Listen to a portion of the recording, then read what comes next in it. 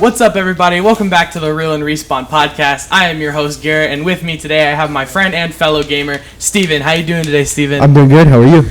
I'm doing pretty good myself, and today I think our podcast is going to be a little incredible. Oh my gosh. Oh my goodness. So today's topic is a movie series that's now getting a third installment, according to Disney. In 2027? Roughly? It's either next year or the year after. It is not next year, bro. It is not next year. But yeah, so it's The Incredibles. Mm-hmm. What were your thoughts on The Incredibles when you first watched it? Me, I really enjoyed it. The whole little dynamic of heroes not functioning on their own. It's not a new idea, but it was they just did it really well. When I first watched it, I was like 5 years old. I didn't know what was happening, so I just went good guy beat bad guy, and then yeah, that's what I didn't really understand that the deeper sense of heroes how do I say, and being a bane to society kind of thing. No, that's understandable. I mean, watching it back now, do you see some of the more darker tones that they tried to set? I think after watching Incredibles 2, I definitely saw it for Incredibles 1, because Incredibles 1 kind of paved the way for how a lot of people would feel for supers, because especially what Syndrome did with his the little what's the drone, the Omnidroid. The Omnidroid, when he tried to beat it, but and then he ended up just making a bad image for himself.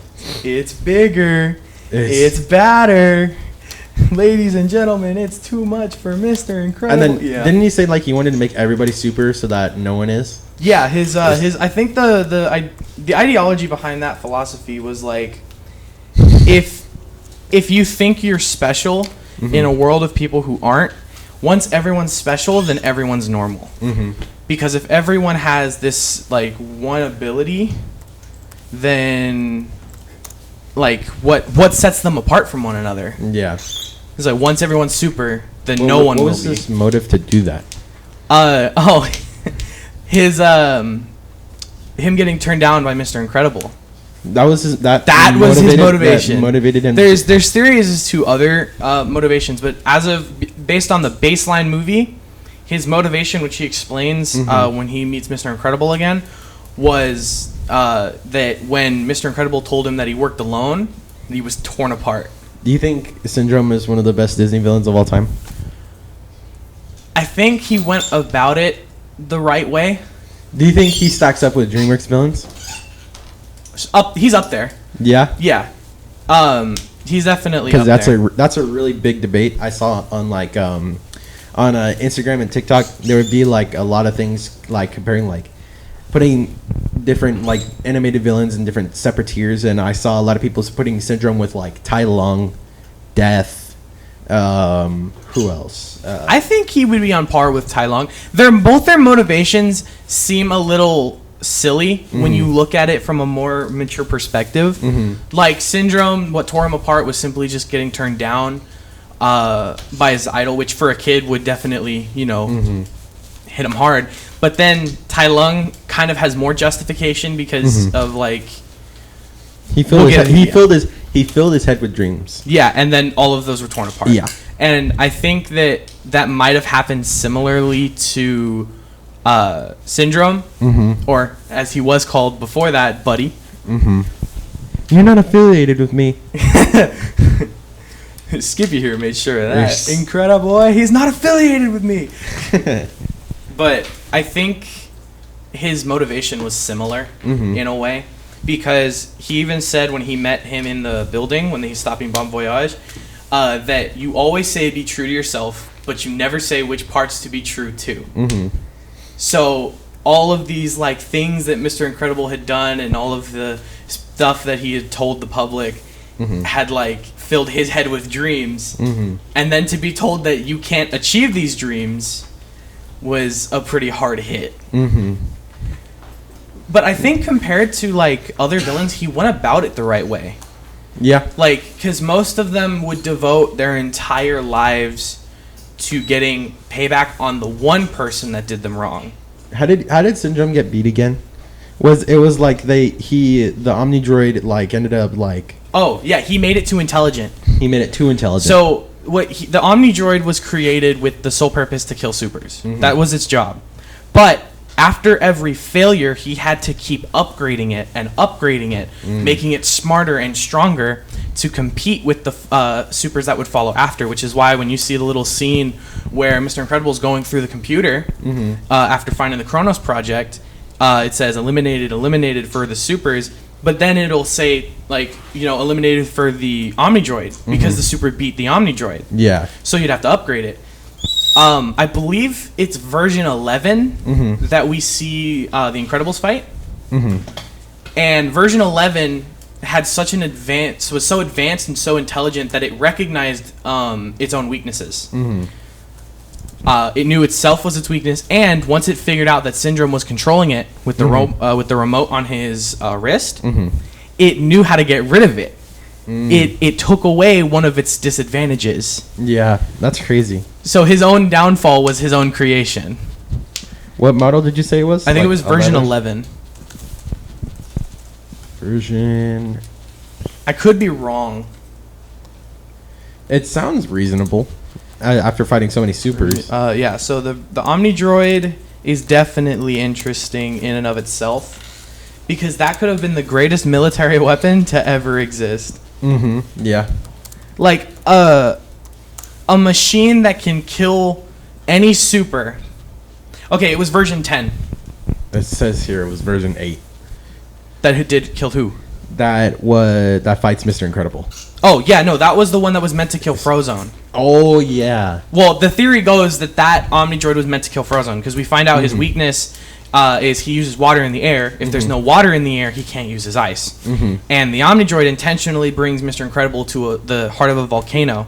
Oh, yeah. No water in the air, no ice. Yeah. So, and its eye was blue.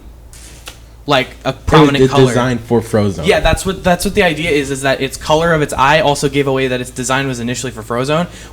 And there's more evidence to that, because if you remember in the early parts of the movie, when we see his informant, I can't remember her name. His informant is after Frozone first, not Mr. Incredible. So that kind of ties more into they were not after Mr. Incredible yet. They were after Frozone because they already knew where he was. But then the Omnidroid that was designed for him got destroyed by Mr. Incredible because that they was swapped. Not his target. Yeah, they switched tactics, and the reason I'm very confident that the reason it failed is that it didn't know any of Mr. Incredible's weaknesses. It was built with one sole purpose: to beat Frozone. That's what it was given. Yeah, Mr. Incredible actually has two powers. Of course, his immense strength and then his ability to sense imminent danger. Which I think we do see a couple bits of. Also, when he got home after destroying the building, and he just knew his wife was behind him. He's in danger. Yep. That danger sense, I feel like it's a little slow. Because I do know he can sense danger. We saw this with the final battle when he's holding up the Omnidroid to let his kids escape. You see his eyes go wide before the hand comes down to grab him. Okay. So it says here that Mr. Incredible also fought Omnidroid V9. Like when Mr. Incredible was with Syndrome. And they were talking initially. Yes, that was V9. V9 was built for Mr. Incredible. Yeah. And then V10 was the final version that was sent to the city. Who was that for? Or was that was just everyone. That was to show his own power. Oh, okay. He basically needed a monster that only he could defeat. By proving that he could kill other supers, and outpace Mr. Incredible. He could then make a robot that no one could beat. And therefore, something only he could beat. Yeah. Which backfired heavily. Yeah, because he made it way too smart. Too smart and too strong. Other than the Omnidroid, I mean, how did it get rid of Gamma Jack?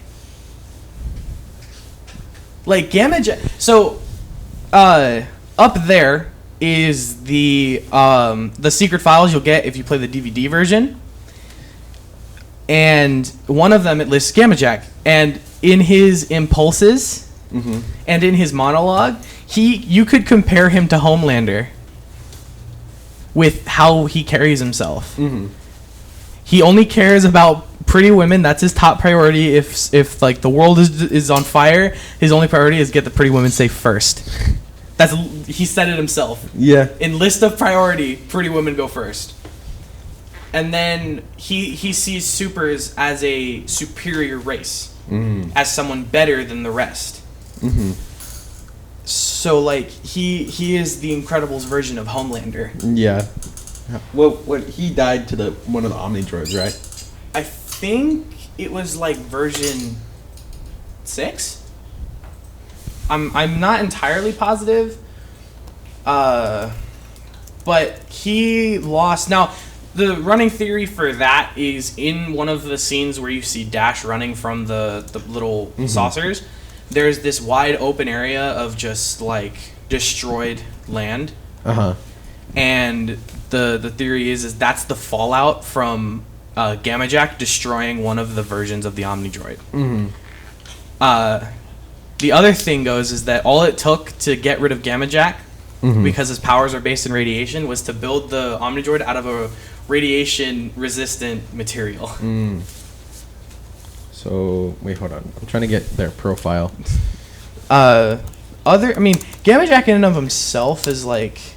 Also, in one of the comics that were released for The Incredibles, Jack is named after Gamma Jack. Yeah.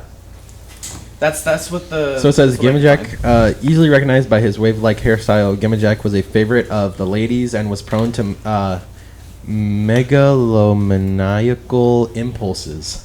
Yep. Believing supers to be a superior race, he chose to save attractive women over other innocents and had a particular issue with fighting female supervillains he was attracted to, as he believed he needed to kill his supervillains.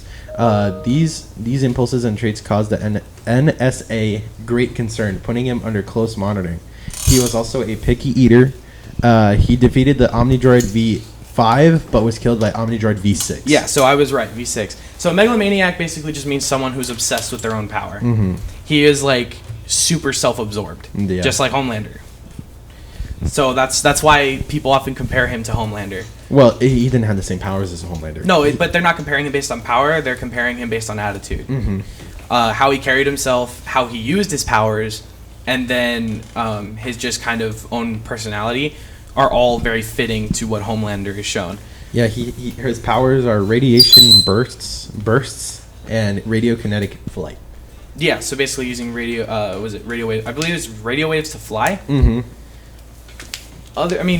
There's a lot of other prominent supers that were killed by the Omnidroid that died pretty quickly. There's one that didn't get much coverage, like Macro Burst. We didn't get very much information on him. Gazer Beam, actually, he bested Omnidroid 4, but then lost to Omnidroid 5. Who? Gazer Beam. Gazer Beam, yeah. Gazer Beam. So, his design was V5. V5 got beat by, what's his name?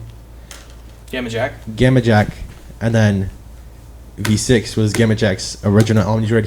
He died to V6. And I wonder who beat V6. I don't know. Hypershock was defeated V3, lost to V4. The Omnidroid has gotten so many supers. All right, well, we're going to jump into break, and we will be back after collecting our thoughts. A thank you to support from our sponsor, Think Security. In this modern age, safety for your business and for your property is becoming more and more important, and for you, it should be a top priority. So why not have a trusted source? Introducing Think Security, the newest in security technology. This amazing company creates a variety of items with the intended purpose to keep you safe. Portable alert systems, security cameras, you name it. Go without a doubt with Think Security. You can contact them at 562-926-7555 or visit them directly at 272 South 5th Avenue in the City of Industry, California. Thank you. Now back to our scheduled dinner. All right, we're back after collecting our thoughts, and we're going to continue our little discussion on The Incredibles. Let's go, baby. So we left off with the Omnidroid, Gamma Jack, and how little information there is on Macroburst. Macroburst, were his powers ever listed? Yeah, they are. Hold on, let me... Because if he died to V1, he can't be that powerful. Okay, so Macroburst's primary power was high velocity wind generation. No, he defeated V1, but lost to V2. Okay, so yeah, he basically controls wind. That'd be a pretty cool power. It's basic, but it's cool. Yeah. A few more supers I want to cover before we hop into a couple more different topics. Was Psycho Wave or Psych Wave, I think it is, just completely manipulative. And then Sunbeam, I think was the name. There's a character whose power is based on solar power. That one was killed pretty quickly. That's crazy.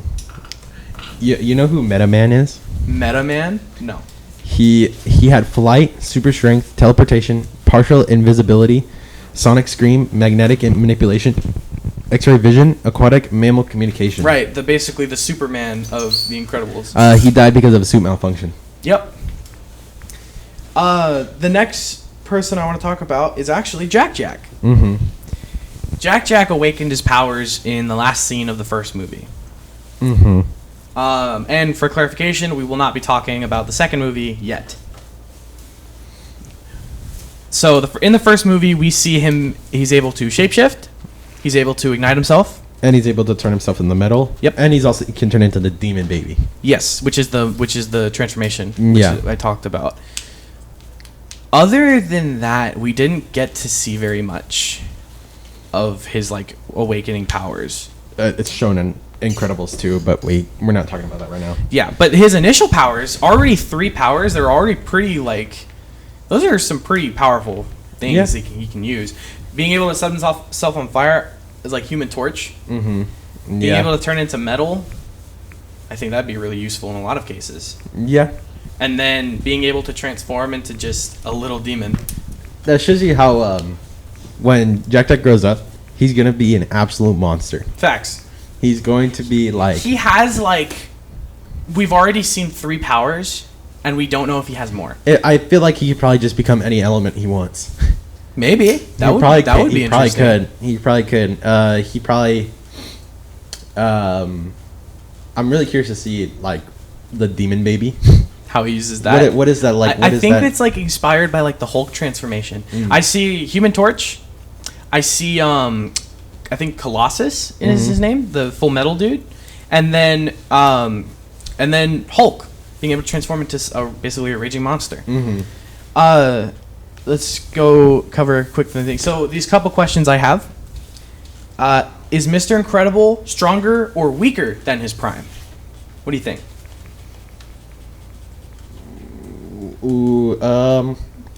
I'd say after his training montage. After his training montage, I'm probably the same. So I had to do a little bit of research on this. He's actually weaker. Yeah. Yeah, he's still bound by the constraints of age. So if you watch back the scene where he's in his office, there's a newspaper on his wall where he's lifting a submarine to save people. And in one of the comics that Disney released, he tries to lift that same submarine, and he couldn't lift it. So in his prime, he was a lot stronger than he is now. Yeah. So just like any person, they start losing strength over time. He still lifted a car with ease, though. And he could lift trains. Yeah. So he's not weak by any means, but he's not as strong as he once was. That's the one thing. And then a couple theories I want to go over. People think that Gamma Jack is Buddy's father. Gamma Jack? The guy we talked about with the radioactive powers. Because, so the theory runs is that his mother and father have powers. He doesn't have powers. Gamma Jack rejects him for not having powers since he sees supers as a superior race. When in truth he did get a power. His intellect. He's insanely smart. he's not given a chance to use it, so he looks to Mr. Incredible for guidance, and when he's turned down, things kind of go south. Mm-hmm. And now he has no support or... Are there any theories about who his mother was? I mean, there was, but I can't remember who it was off the top of my head. Mm-hmm. There was, for sure. But after that, I mean... You know. I think that's very interesting. And then there's the potential of the rest of the kids, like Dash and Violet. The shield, the invisibility, and the speed. I'm thinking, like, Dash will unlock, like, Flash level abilities. Yeah? Like vibrate at the speed of sound and disappear. Or being able to generate lightning at some point. I'm thinking Flash abilities. For Violet, I'm thinking constructs. Like Green Lantern, using her shields to do more than just protect, but to attack. Like she, I mean, all we've seen her do is defend. Yeah. I think I found the theory that Gamma-Jack is Syndrome's father is very interesting because I feel like they would kind of have the same demeanor especially when Syndrome becomes a villain. It's kind of a Homelander-esque kind of how do I say this? Like almost like a Homelander-esque character where he's kind of like doesn't really care about anything else besides just killing like other supers and having like absolute power, basically seeing yourself as above everybody else and stuff like that. The last thing I want to cover before we end the podcast is there was, I don't know if it was fan made, pretty sure it was, but there was a little scene where it's an audio clip of Gamma-Jack's last moments fighting the Omnidroid. That was fan made. Yeah, but that would be so funny because it's something he would do. That sounds like something Gamma-Jack would do. Hey buddy, has Mr. Incredible been returning your calls? that would be such crazy rage bait. Yeah. All right, well, we're going to end the podcast here. Thank you, everyone, for tuning in and listening to us yap about some of our favorite movies and games. If you enjoyed, make sure to subscribe to all of our socials. And we want to thank our sponsors, Think Security, for providing some of our equipment. And we'll see you on the other side. This is Real and Respawn signing off.